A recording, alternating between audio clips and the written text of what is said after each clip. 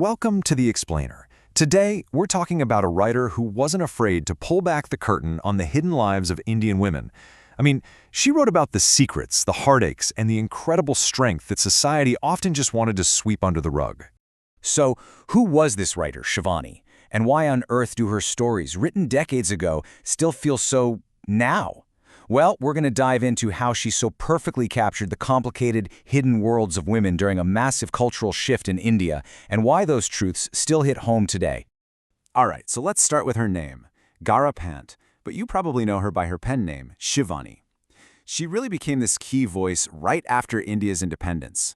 Think about it, the entire country was trying to figure out who it was, and her writing, well, it became this incredible lens into what was going on in the hearts and minds of women during that huge transformation. And her real genius wasn't just about the plot, about what was happening to her characters. It was about what was happening inside them. She had this amazing ability to map out their entire emotional world. All the stuff that was never said out loud, especially for women trying to find their way in a pretty rigid patriarchal society. So you have to wonder, where did this incredible voice come from? How did she become, well, Shivani? To really get her writing, you have to get her story. And it all starts with a fascinating, multicultural childhood. Okay, so she was born Gaura Pant in Gujarat to a Kumaon family. And her childhood was this amazing mix of different cultures. But the real game changer? It happened when she was just 8 years old.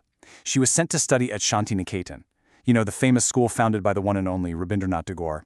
And it was there that he gave her a piece of advice that, honestly, changed everything for her. Can you imagine getting that advice from a legend like Tagore? It really set her on her path. And remember, this was a time when female writers faced a ton of criticism.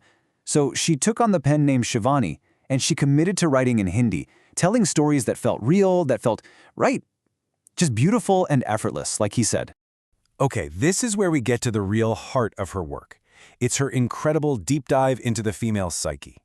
She just got how the past and our memories can stick to us, how they shape who we are in the present, sometimes in ways we aren't even aware of. Let's look at an example. In her story, Lal Haveli, you've got this character, Sudha. She's a victim of the horrific partition riots. She gets saved, she remarries, and she builds a whole new life as Tahira. Everything seems fine, happy even. But then, years later, she goes back to her old home. And suddenly, Sudha, the person she thought was long gone, comes rushing back. It's this powerful reminder that you can never really truly bury the past. And then you have another character, Nimi from Viprabda. Totally different situation. She's a modern, independent flight attendant. She's been single for years after her engagement fell apart. So she goes back home for a wedding, and bam, she gets this piece of news about her ex that just completely floors her. And what's so brilliant is how Shivani takes these two women from totally different walks of life to explore the exact same powerful idea. This really gets to a core theme in her writing. With Sudha, her old self just comes flooding back, right? It's intense. But with Nimi, it's something quieter, but just as earth-shattering. She realizes that for 20 years, without even knowing it, she'd been holding on to this little fantasy that her ex was also waiting for her.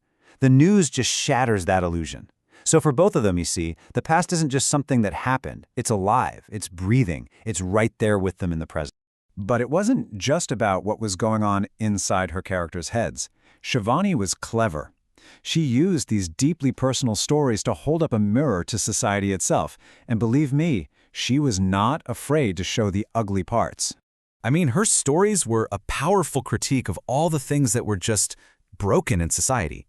She went right after tough subjects like how dowry basically turned women into commodities, or the quiet desperation of being stuck in a loveless arranged marriage.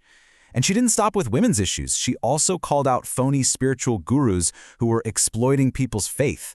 And what's really interesting, she even dug into the hidden emotional lives of men, showing how they were trapped by the same system. So that's the key, right? The personal was always political, or at least social, in her stories. Take Pushpahar, for instance. You've got this powerful minister who gets obsessed with a woman in a small village. He uses all his influence to basically rebuild the town just to impress her, and the villagers love him for it. But the moment he gets exposed, those same people who were celebrating him, they turn on him, violently. It's just such a sharp, brutal look at power, obsession, and how quickly society can turn on you. So, what's her legacy? What did she leave behind?